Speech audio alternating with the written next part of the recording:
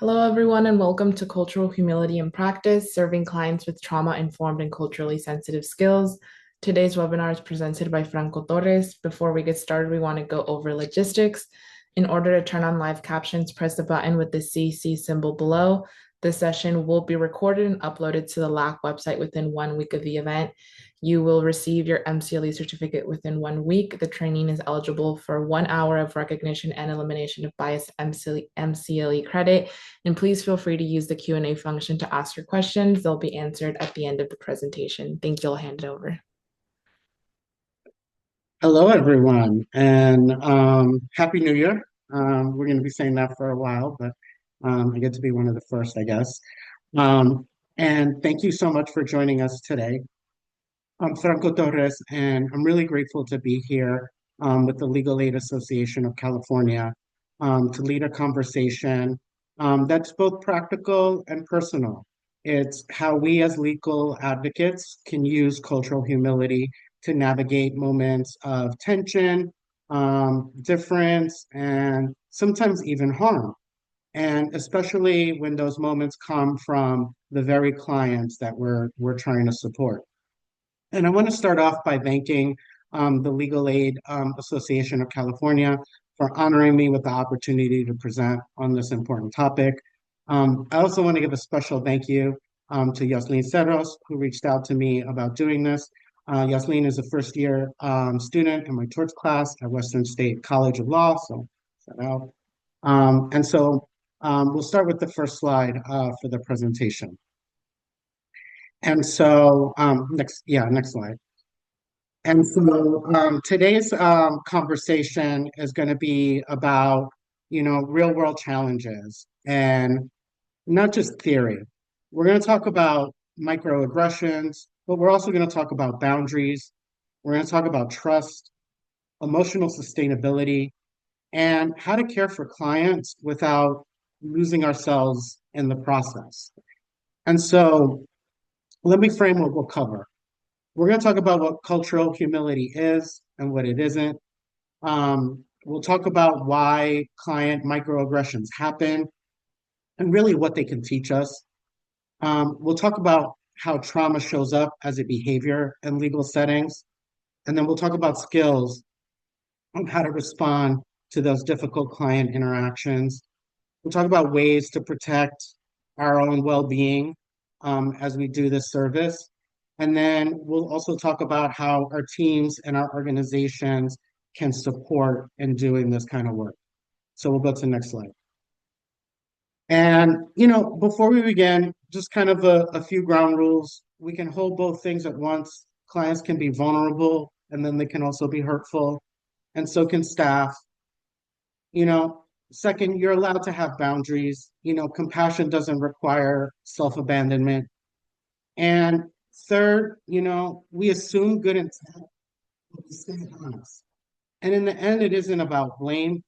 It's about navigating hard moments with skill and finding a way to communicate and cooperate with the people that you're trying to serve or trying to work with or trying to help in achieving their goals, right? Because that's ultimately what everybody wants all together. And sometimes things get in the way. And look, if in the course of talking about this too, right, you need a break, something hits close to home, it's okay to pause, right? That's part of being trauma informed, not only with our clients and our work, but with each other and in our spaces. So I'm just going to leave that out there for you. And we'll go to the next slide. And so, you know, what is really cultural humility, right? Um, and I just want to set this out that we talk about like cultural competence, and I'm going to talk about the differences between this and that. But this is more going to be like a lifelong practice and a commitment. It's not a checklist. It's not about achieving certain and unlocking certain levels. It's really about having the ability to self-respect and self-critique and be able to look at yourself and to understand and how to improve and adapt how you deal with situations and how you deal with people. And you'll find that it has spillover effects, positive for your lives as well, other parts of your lives. Um, and then the second part of it is really acknowledging the power imbalances that exist through the process and through the system, and that everybody is experiencing, and more so your client who you're working with, and that there's inherently between you and them a power imbalance, right? Because you control information, you have access to the process. They're dependent upon your help and your advice and your counsel. Um, and so that brings certain kinds of feelings or perspectives. And so being able to acknowledge that, yes, you can be seen as a figure of authority or somebody in power. And then also acknowledging how it goes upwards for you too, and how you struggle with power imbalances, either within the system or within the process, or even within your workplace that affect your work, right? And then ultimately, really practicing accountability and the willingness to repair. So mistakes happen, things don't go exactly as planned all the time, and that's life. But then there has to be accountability and real ownership to deal with the consequences of things not going the right way or things happening or humans being humans or whatever it is.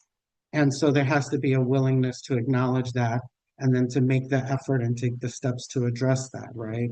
To improve upon maybe what didn't go right. Um, but in a way that respects your dignity and is sensitive to the needs of the people that you're working. And so this is really different than cultural competence, which kind of implies that you've mastered someone's identity, right? Um, and humility is recognizing that we'll never fully know someone's experience. You've got to start there. Everybody has their own respective life and experience. There are shared experiences, there are common experiences. Those are the ties that bind, that bring us together and connect us. But people do have a unite perspective, and even two people who have gone through similar situations or the same situation can come out different. And so, what you want to do is to be able to understand and appreciate and to be able to navigate those experiences and those situations with the people that you're working with, but to understand that their journey and their path is going to be different than maybe some of the other journeys and paths that you've intersected with other folks. And to kind of respect that and appreciate that and figure out how you're able to do that while also respecting the process and the demands and the needs and the requirements of the things that you're trying to help them with. And that's what we're gonna talk about. But the thing is to understand that you're never fully going to really understand, but you want to try to understand as much as you can so that you can have the right context to be open to other people's experiences and how they may have traveled a different road to get to you. And it helps create trust. It avoids reinforcing harm. A lot of people have been judged along the way, have been assigned stereotypes to them before that they've seen you. And you want to avoid reinforcing those kinds of things. And when things are tense, you want to be able to have something where you can stay grounded and you can acknowledge that somebody's perspective might be right. We might have a disagreement about how to go about something, but again, common goals, right? And so this isn't just a mindset for you to have, it's a strategy for you to have to get success not only in your client relations, but ultimately in your client outcomes. And so we can go to the next slide. And so, let's just kind of take like a little scenario for a moment. And, imagine, you're a recent hire, you're working at a nonprofit, they work with victims of domestic violence, and there's a client who looks at you and says, no offense, but I'd rather have someone who's been through this. How do you respond? Right? Um, I'm making faces, right? To show because there's a reaction on both sides, right? There's one person having kind of a bit of suspicion and mistrust, and then somebody who's here to help is having a reaction, defensive, because they're being judged by the way that this person is perceiving them. And really, they're here for the same thing. One person's looking for help, and the other person is looking to give them help. And so the idea is to understand that, hey, you don't know who else they've encountered or what other situations that might be informing whatever kind of bias or mindset that they're coming in with. And so appreciate that it might not be about you, right? Because that moment stings. Other situations, and I see this a lot having worked in the legal field and especially working with a lot of folks who have recent graduates, right? There will be people who will be like, oh, you look too young to know, you know, or you look too young to be a lawyer, or you look too young to be whatever. And it's very dismissive, right, to the person who's there. And sometimes, right, the looks are deceiving, right? Don't judge a book by its cover. Those people are experienced, right? They know, they're trained, they have capacity. They're in that position for a reason. And so, of course, is the person who's there to serve. But the idea is to isolate that moment, right? This client might be projecting fear. Maybe they're testing control. Maybe they're just simply coping with trauma and they want to assert some kind of authority or superiority in their life in a moment where they have it because they're so out of control in so many other spaces. So it might not have nothing to do with you. And so the cultural humility helps us pause and assess, is this about me? Or is this about making sure that the space for the client feels safe? And right now, what does it seem that they don't feel safe about? They're saying something about me looking young.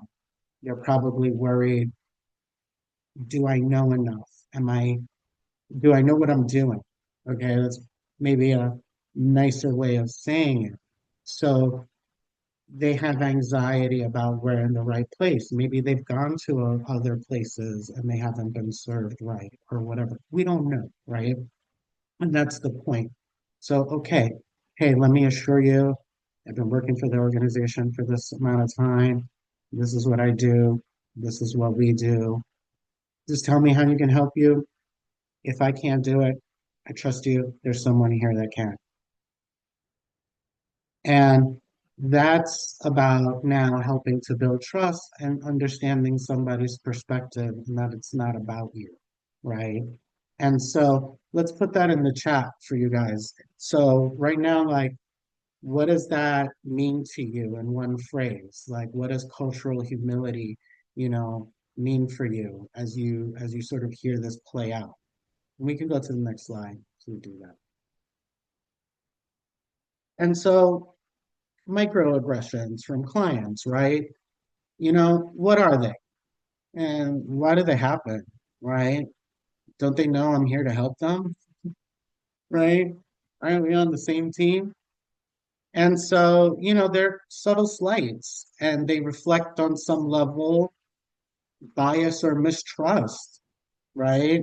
And those are uncomfortable. Those are uncomfortable feelings to have sent your way, right? You don't look like a lawyer. I've had that said to me. Um, you're too young to understand.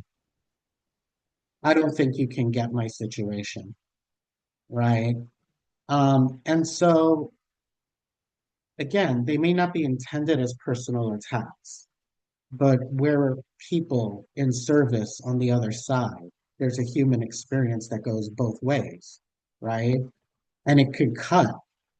And look, one-offs, and especially in the beginning, I think most people in relationships, whether they be personal or professional, understand sometimes, things get said a certain way in a certain moment, or you're frustrated or someone's frustrated with something else and it manifests in something else, but that's not the trend. But obviously, when it is begins to be a pattern in the way that the client or um, anybody interacts, right? That's something that can add, right, to it. And so we've got to figure out how to address that. And so, we'll talk about that down the line. But first, let's see how we get here. And we'll go to the next slide. And so, look, you've got three key lenses. You've got trauma, you've got power dynamics, and you've got bias. And trauma clients are in fight or flight mode. And so a lot of times they push boundaries to regain control. Again, I told you, because they've been out of control so much. They were chased out of their home, chased out of their country, not well received here, struggling, separated maybe from their family, literally fighting to survive financially. So they gotta fight because they got to fight every day and almost in every corner of their life. People who've lived in New York City understand. So any New Yorkers out there, you kind of understand because that's the attitude in New York, right? You walk around like, yo, what's up? And understand that clients that are dealing with trauma are that, or the opposite, then they're going to be conflict avoiding. They're going to want to give in. They're going to want to run away from tough things to deal with or responsibility or or things like that.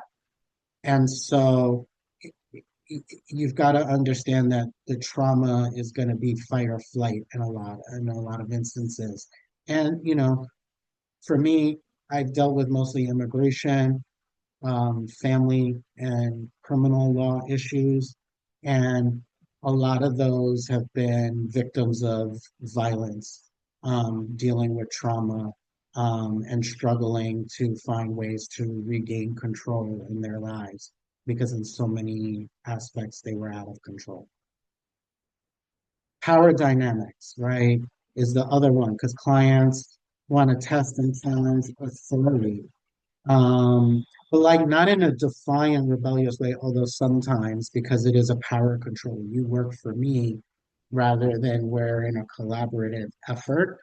Sometimes that can be kind of dynamic. Usually what I find is that the client feels out of control and they feel out of control in the situation. They feel out of control in the process. They're struggling to understand the law and the process and how things work. Things take time in the justice system, and they have immediate needs and concerns. Sometimes they have multiple competing issues.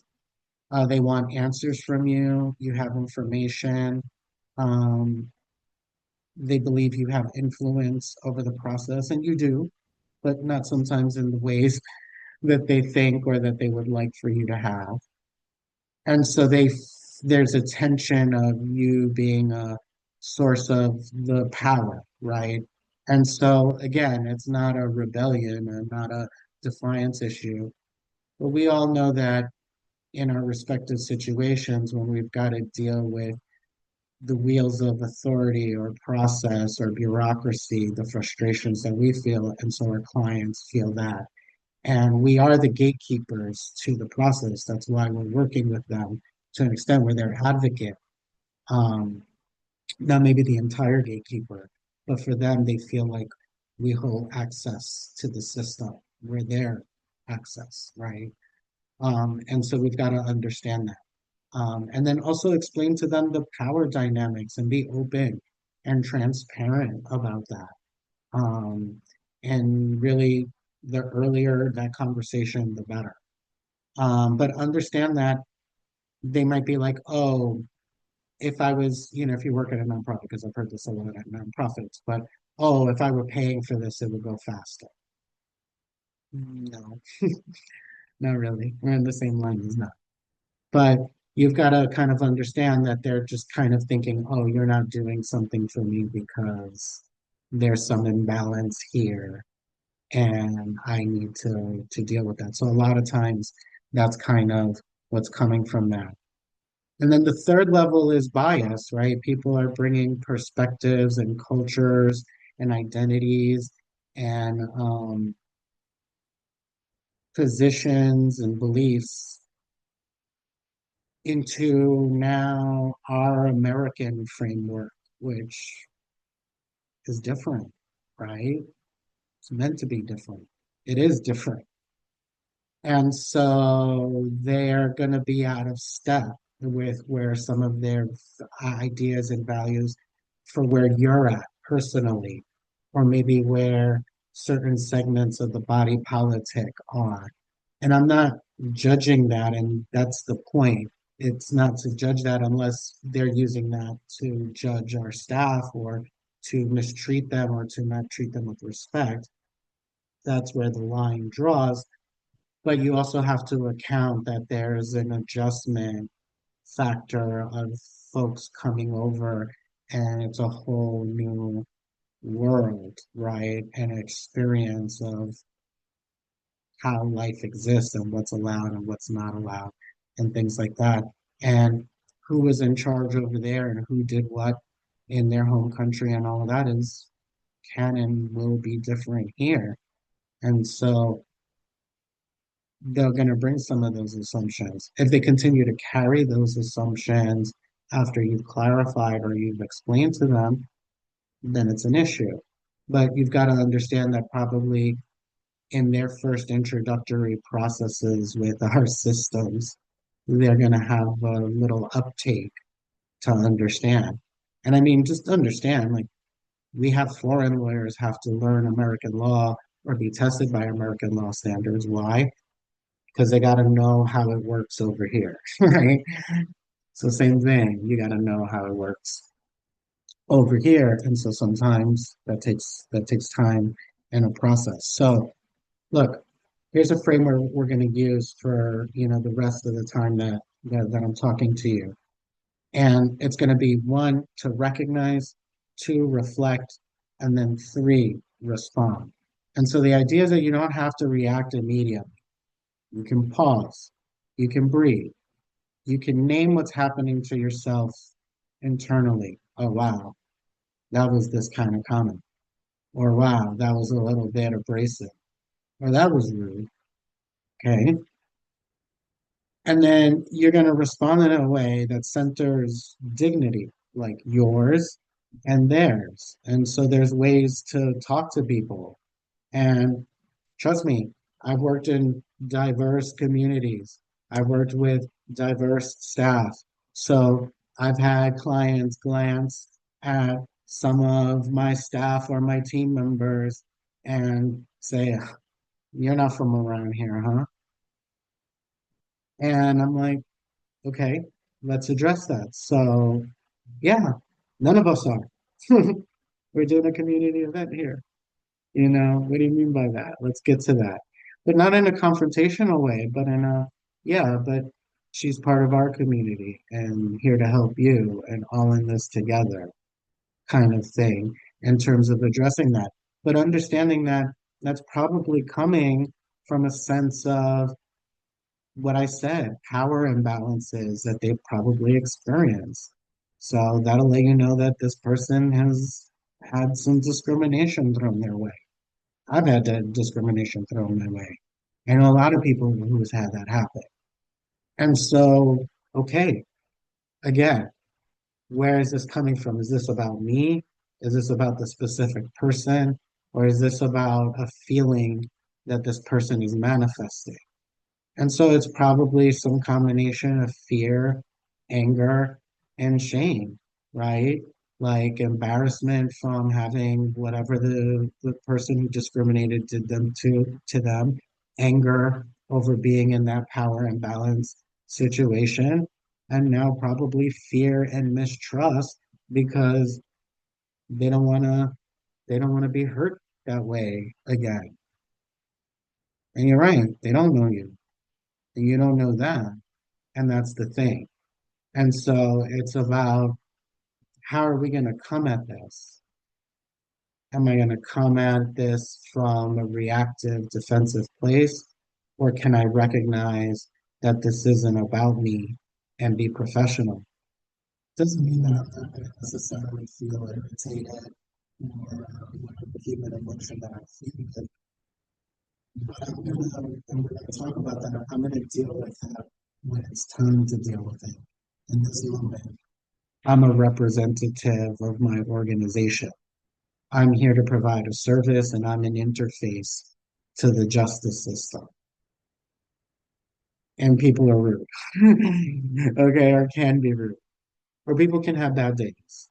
Okay. And so I've got to navigate in between those spaces. And so I can give grace and space, right, for people who are having a bad day.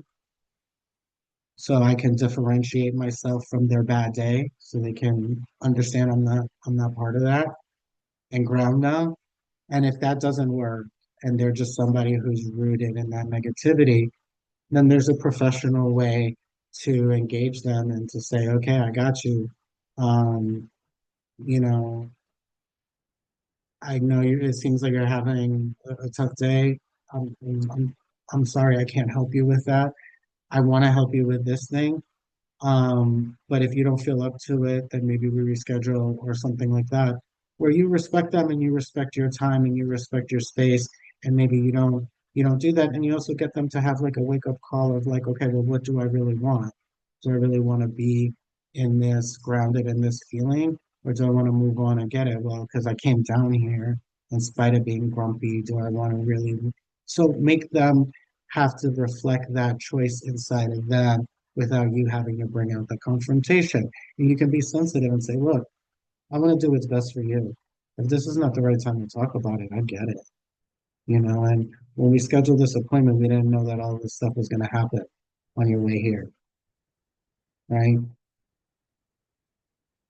And so you're acknowledging what's happening. You're giving them validation and you're giving them space to think about what do they really want to do. And a lot of times people just want respect.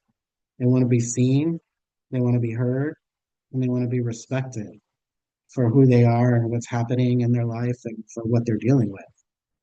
And so if you can just give them that in that moment, a lot of times that cures it. But you got to be able to understand and you got to be humble and understand that a lot of times this isn't about you.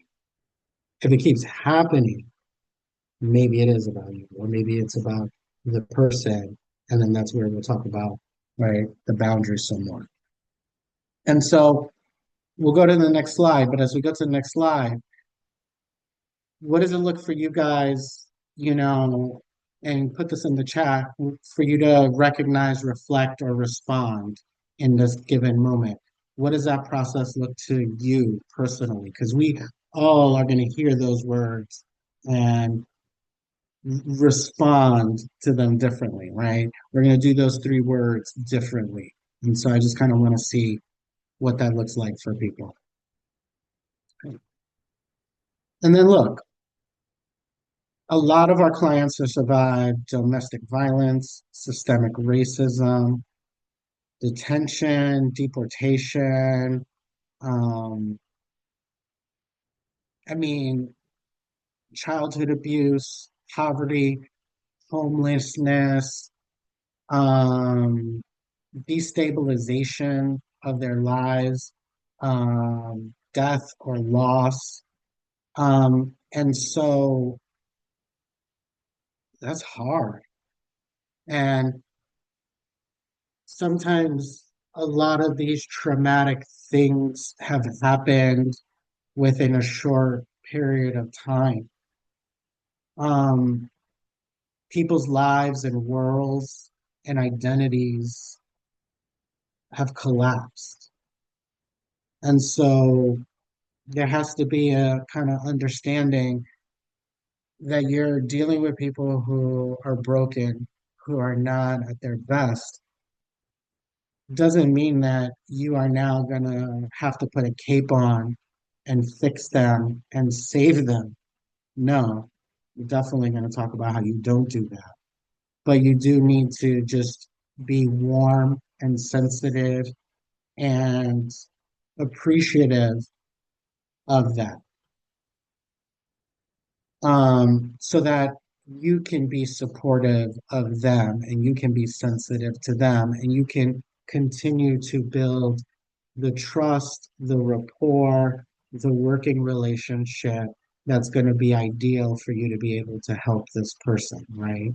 Um, and so understand that folks have grown up in environments where trust was unsafe and control is what really meant like survival. And, um, when they meet you, they're going to bring that survival instinct into the room. And so people don't, and creatures in nature don't always show fear by being scared. Sometimes they do aggression, right? There's the puffer fish that like swells up, right, to look bigger, bigger than it is, right? Or there are things that charge at the enemy. Um, Other ways can be just shut down silence, reluctance, not wanting to share, not wanting to talk, not communicating, um, hyper control, needing to micromanage everything or feel like they know every single thing that happens or every single situation or constantly calling for updates and things like that. And or having contradictory stories, like saying things that are like this one time and the other time, and it's because they're afraid that their story is not good enough. And so they talk to other people and they hear other things, and then they think, oh, maybe I should add this to my story. Um, or over reliance or on you, like, deference, like whatever you think is best. Yeah, no, you're the expert. You totally, no, why don't you write that for me? I don't really know. I don't understand English, all of that kind of stuff. And it's more about fear of the process, but these are different sort of instances and situations where it manifests in. We can go to the next slide. And so, we've got these four F's, to really identify the trauma responses. And that's what I was talking about, right? We've got fight, which is going to be like arguments and control and verbal aggression and challenging you and being like, well, I heard this or I read this. Or my cousin's friend's uncle's hairdresser's best friend said that, you know or I don't think you're prioritizing me. I could never reach you when I have a question or things like that, right? Those are kinds of some of the examples of those aggressions that we see. And that's really a fight for control over the process. They're feeling really insecure about either how long it's taking or some of the issues that have come up or that it's requiring more evidence, whatever. And so now they want to find a way to get control back over the situation. And then right flight, they ghost you, they no show to appointments, um, they kind of deflect, oh well, you didn't do that for me, or I thought you were going to get the documents or, things like that. And then, they freeze like, I don't know. I don't know. Oh, I'm so busy. I'm overwhelmed. Um, and those kinds of things. And then again, the fawn is where they're like, oh, you're the best. I don't know what I would do without you. You're like a daughter to me. You're like a son. and it's because they're trying to, if I ingratiate myself, they'll do a better job, they'll care more about me, kind of thing. And so understand that these are all coping mechanisms for the way that they feel out of control, their desire to want to achieve their goals, their safety, their security, um, their benefits, whatever it is that they're seeking. And so these are the four sort of like typical approaches. And your job is not to fix the trauma, right? But to avoid reactivating it. And so, real life example, right? You have a client who repeatedly reschedules their appointment. And so you're starting to get frustrated, right? And then now they share with you, look, I got this custody case, I got this mediation thing, and then they said I had to go see the judge because the mediation thing didn't work out, and I wasn't expecting that. And I hadn't told you, and then I thought you was gonna be mad, so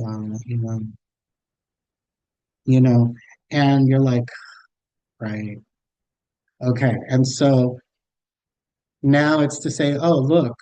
I got you. Look, there are things. I know you got a lot going on in your life, but these are, talk to me about these things. Let me know that these things are going on so I can see if it's going to be relevant to what it's going to impact what we're doing. And if things like this come up, let me know, because then I would have been like, oh, yeah, you got to go to this mediation thing. Let's reschedule.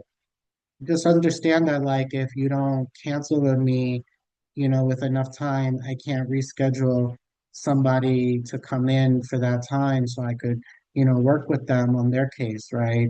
And I want to be able to do that. So, and you let them know because boundary wise, right? That's how that affects you, like as a staff member when they no show you. And that's why you mad because you like, yo, I blocked off this time for you. Plus, we probably got to do things, deadlines for your case and things like that.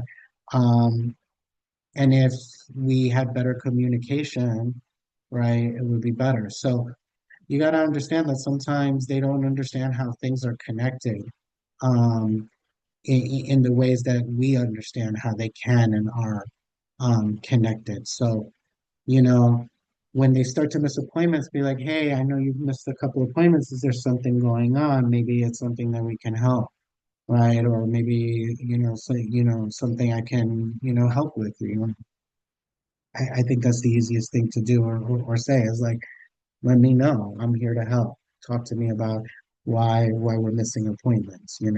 But from a line of understanding again, patterns, then we start to put boundaries. But isolated instances, ripples, in the ocean, those we want to give benefit of the doubt, right?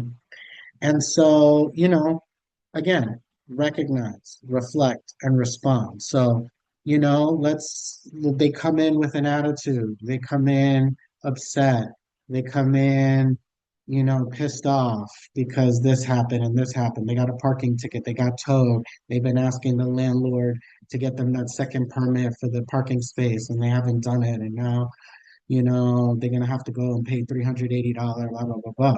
And you're like, that has nothing to do with any of the things after work. But you're like, oh, recognize them as a human. Again, people want to be seen, people want to be heard.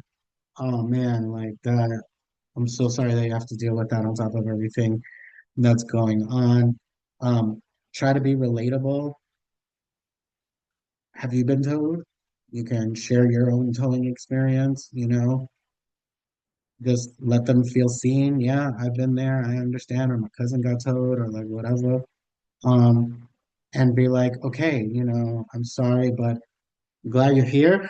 And since you're here, let's focus on the goals of why you're here and what we're working on your case and do a reset, right?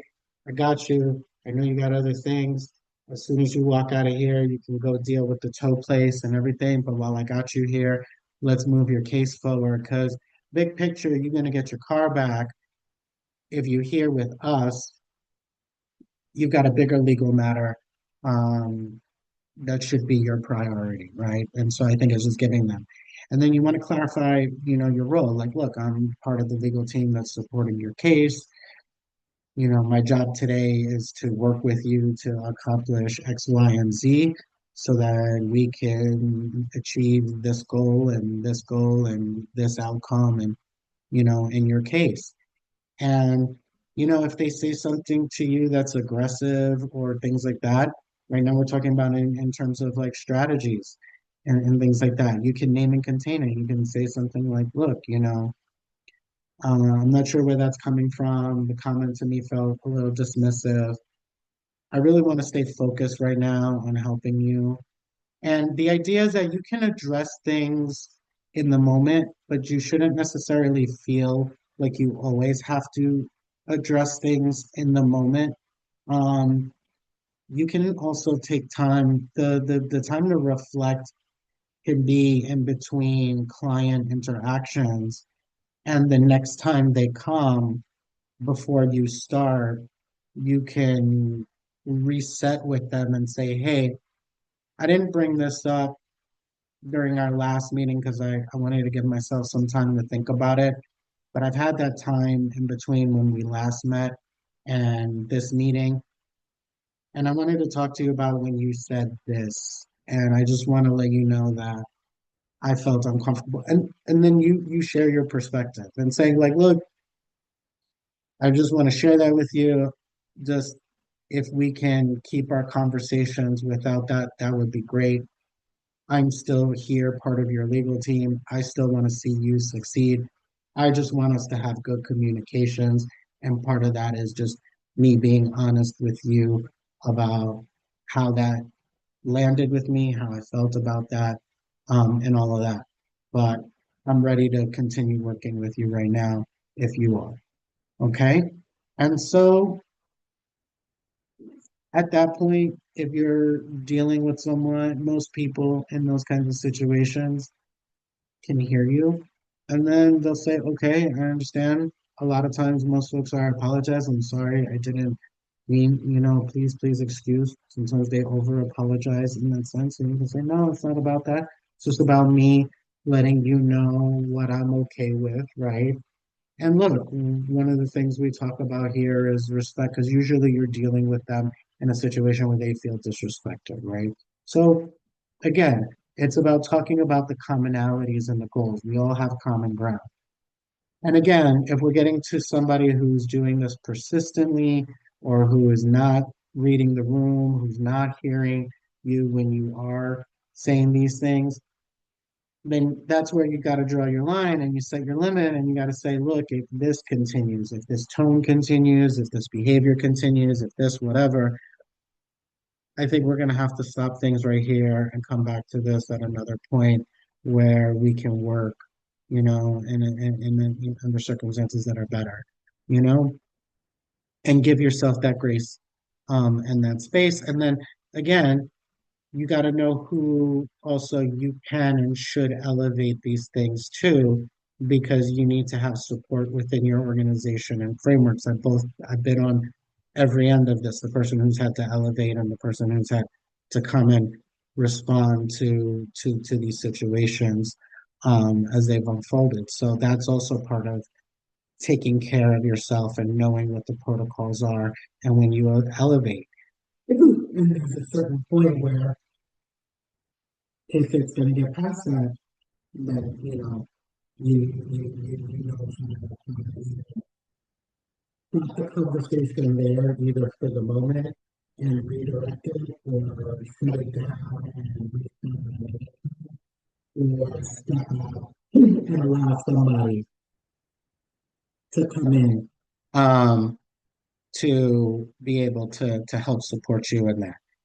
And so, if you are the one who maybe overstepped or you made a judgment or you did it same way, take ownership of that, be accountable to another person, show respect for somebody in the same way that you want them to show respect for you. And so, you can say, look, I realize what I said might have landed wrong. Thank you for letting me know. I'm sorry if what I said made you feel uncomfortable. That wasn't my intention, you know. And so um, you want to find ways, to respond that holds firm boundaries without escalating their fear. So we can go to the next slide.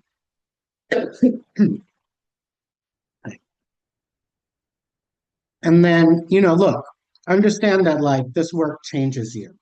And vicarious trauma is going to be the emotional residue from witnessing and absorbing someone else's trauma repeatedly over time. And for people who are working in nonprofits and service, in client facing places, you're dealing with a variety and a wide spectrum of trauma across clients. So you're not getting it from just one person, you're getting it from all of the folks that you work with on a given day. And so it'll show up as being emotionally numb, or being irritable or exhausted or easily tired or frustrated, being cynical or starting to disconnect yourself from the people or the circumstances, or the empathy, right? Or feeling anxious or dreading, um, or kind of worrying a lot about what you're going to have to deal with on a given day and how stressful it's going to be, and all the hard conversations you're going to have and things of that nature. And so in the culture, it's been sort of rewarded as being gritty, right? Like kind of enduring all of this, right? And powering it through it. But, protecting yourself is not something indulgent, it's necessary. The work is important, but the workers doing it are also important. And so, just like how the clients need to be respected, you need to respect yourself in this process. And so, what should this look like? You need a way to be able to debrief after hard cases. You need to talk about what it felt like, not just what happened in the case, not the details, but like the impact, and the issues, and sort of the circumstances and the challenges that you had to navigate, beliefs that you had, that you're struggling with, coming in and now coming out of this experience and things like that. Um, and how you should feel about it, and what are ways that people are holding on to hope, and belief in the goodness and humanity when you see so many hard and difficult things, and you see sometimes the worst that people can do, right? And people who have backgrounds in law enforcement kind of understand this because they deal with it in their field all of the time. And then you've got to be able to balance yourself and space yourself out and know yourself. So don't stack your trauma clients back to back. Give yourself ability to decompress. If you're working on a tough case or a challenging client, somebody who's going to really need you to be at your best emotionally and mentally and psychologically, then book them for the time of day when that's your zone, where you're have the most energy and you're the best and you're the most patient in your day. Maybe that's in the beginning, maybe that's in the middle, maybe that's in the end. Different folks, different strokes for different folks, but then that way so that you can show up at your best for this most challenging situation, and then give yourself a break after that. Not like a break like you go like, out to the club, or you go catch a game or something, but in a sense of your work where you do something that's not going to be on that level of intensity. Maybe you catch up on some of your admin work, or maybe you're filling out forms, or maybe you're working on something that's not as emotionally intense or as engaging material as what you had to deal with, in terms of your client. Um, develop rituals for yourselves. Breathing, taking breaks, music, physical movement, walking around. A lot of organizations will develop sort of spaces or have like a kind of like relaxation or like a non-stress room or, that kind of space where you can go into, but you might be able to do that at your workspace if you're able to block it off. I use music a lot, so a lot of times I reset my mood by listening to, more upbeat music and things like that. Um, Sugar is good. Candy is good. It literally, the sweet will send a spike through you that helps make you feel a little bit happier. And things. So find stuff like that. So that's why figuring out where you time it in the beginning of the day. Maybe you do it at the end of the day, and then you go do a workout, and you go work it. You release all of that stress or that tension or that trauma that you dealt with out in whatever your workout is, Again, different strokes for different folks. And then, you got to name your limit. You got to understand when things are too much. And I've dealt with this with clients and with cases. And I'm a parent now. And so things involving violence or abuse or things with children hit me harder.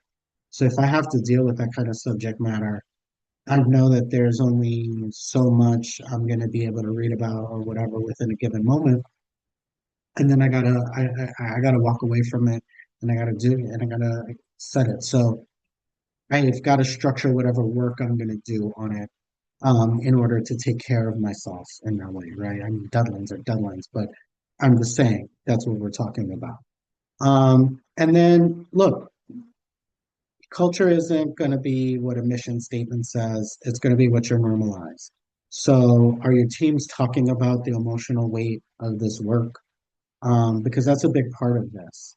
And it's carrying the responsibility of trying to get good outcomes for the clients, trying to help them deal with important economic, life, family needs that are dependent upon the legal process, dealing with all of their anxieties, dealing with the stresses and pressures that come with inherently with the work, and then with the quantity of the work that has to be done.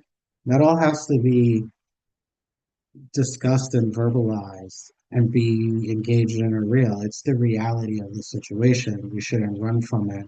We need to figure out what's the best way to take care of everybody through it. Um, and then we've got to celebrate boundaries, versus overwork, right? There's a lot of work in the system, and we want to do quality work and we want to serve as many people as possible.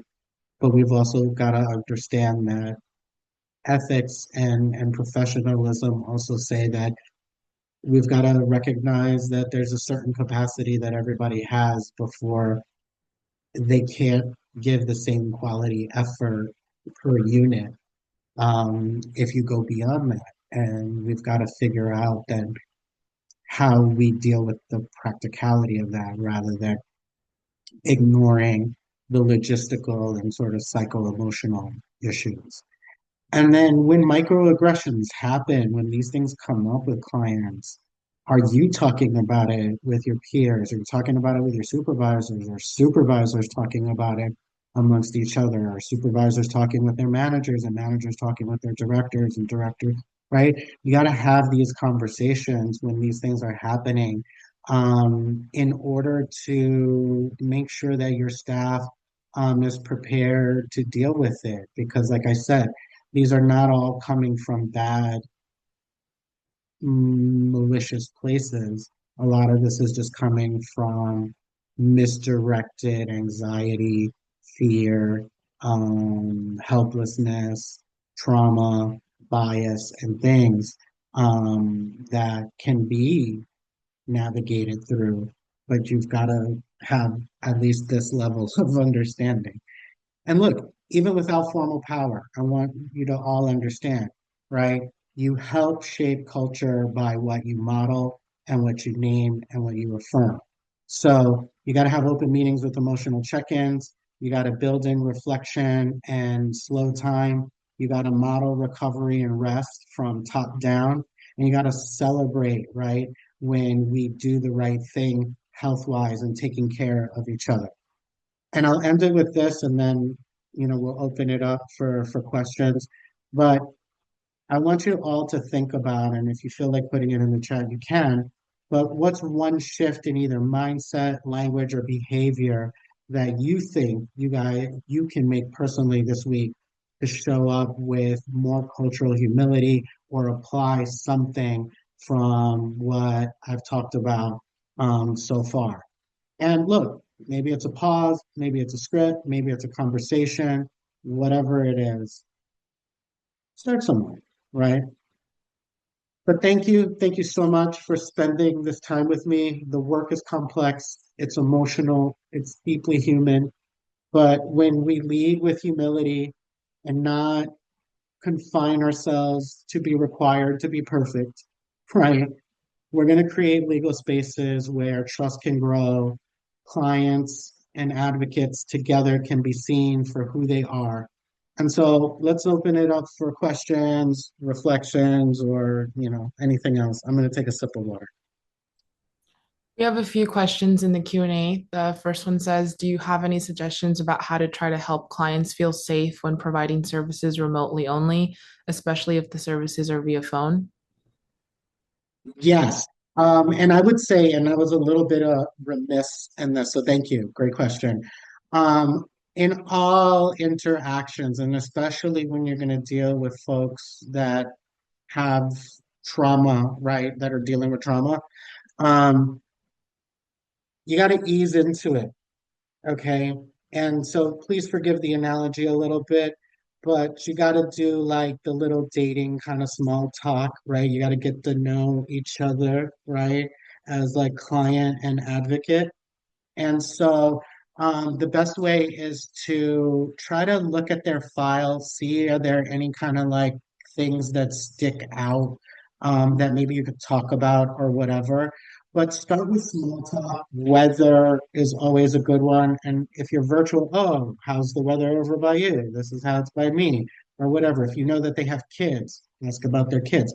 The idea is to like just get them to just have chit chat about not important stuff for like about 5 minutes. Give yourself about 5 to 7 minutes and not feeling like you have to rush to just get to know each other as human beings. Okay. And then that way, and especially over a virtual space, now you've got some common ground. And then you segue and you say, okay, man, this is great. I'm really glad that we had this opportunity to talk to each other. I really wanted to get to know you a little bit before we started to get to work. If you don't mind, I'm going to go ahead and switch to what we got to do today, and then you go into your agenda, right?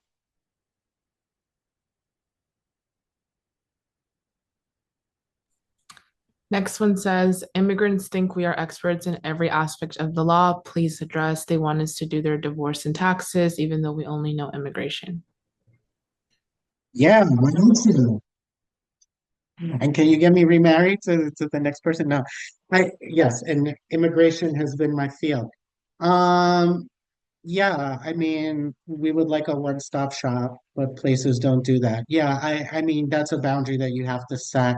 And the best thing to do is then to try to get referrals to either other nonprofit services where you can maybe redirect them to, or you ultimately have to just say, yeah, unfortunately, that's not the areas that we practice in, and since we don't specialize in those areas, because it's a legal, ethical, professional thing. You can't be practicing in an area where you don't have the requisite knowledge or support or oversight to make sure that what you're doing is correct. So you just got to say, like, that's the way the law works. This is the way the organization is. These are the services that we provide.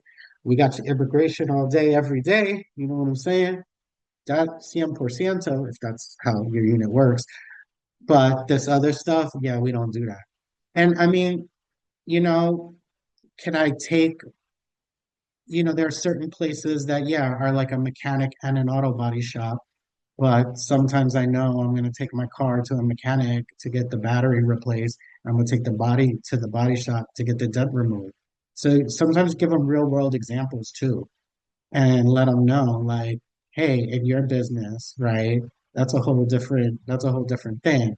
You're a contractor. What do you do? Oh, you do carpentry. So if I wanted you to do plumbing, could you do that shit? Maybe, right? Or would you be as good as a carpenter as you are? Nah, right? Okay. So we're talking the same thing. So it's about getting them to understand in terms that they do what the realistic expectations and boundaries of your services and your abilities are. The last one was asking if you were going to cover 5150. Oh, I'm not sure what that is. So, Okay, then I think that was the last question. well, great. Thank you. I'll turn it back over to you, Yoselin. I think you have instructions, right? Oh, like an emergency psychiatric hold. Could they be more specific in the chat?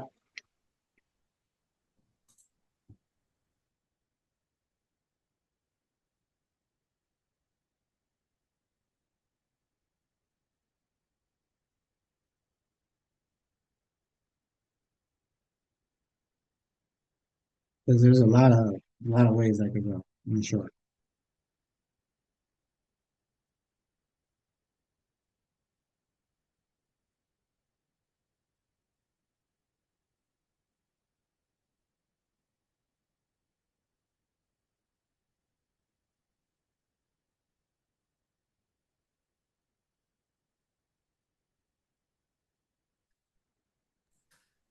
I think that Did might they? be. Yeah. Okay. They can always follow up. Oh, I didn't ask the question. Okay, I got you. I got you. All right. Well, if somebody wants to follow up about that, I wasn't sure what the question was. I guess. Look, I would say dealing with. I mean, zoom out a little bit since I don't know exactly what that is. But in terms of the issue of dealing with folks in mental illness, because that definitely has been an issue that I've I and my staff and folks that I've worked with have had to encounter, right, because of the nature of the work that we do and the clients is again, you are not meant to be the mental health professional for them. And so you, yes, are sensitive to their situation and their circumstances, but you also have to draw boundaries on them. And if they're not taking their medication, they're not following on things, and they're showing up to your office and they're acting on certain things, then yeah, you've got to set boundaries. But you also have a duty to your client to protect their confidences. But if you think they're going to hurt somebody or they're going to hurt themselves, then that's the exception where you're able to break that confidence, and then you've got to alert or notify somebody. But obviously, then if you've got somebody with mental illnesses, you may have some competency and some capacity issues that you may need to navigate. So definitely be sensitive to those, but understand that, yeah, there are going to be some boundaries necessitated by law, ethics, professionalism, and maybe morality.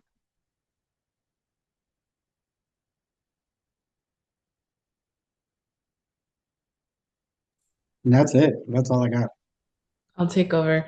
Thank you, everyone, for your time today, and thank you to our presenter. We hope to see you all at future training sessions. This webinar was recorded and will be uploaded to the LAC website within 1 week of the event. Thank you and good afternoon.